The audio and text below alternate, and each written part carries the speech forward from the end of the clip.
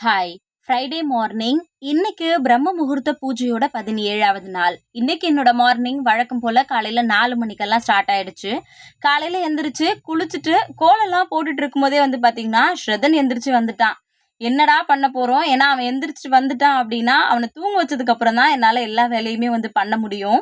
ரொம்ப பயந்துட்டே தான் வந்து இருந்தேன். இன்னைக்கு ஒரு 4:50க்குள்ள நல்லபடியா பிரம்ம முகூர்த்த பூஜைய வந்து பண்ணி முடிச்சுட்டேன். அதே மாதிரி, "அக்கா நாங்களுமே உங்கள பார்த்து பிரம்ம முகூர்த்த பூஜை பண்ணணும் அப்படின்னு நெனைக்கிறோம். ஆனா எந்த நாள்ல வந்து ஸ்டார்ட் பண்ணலாம்?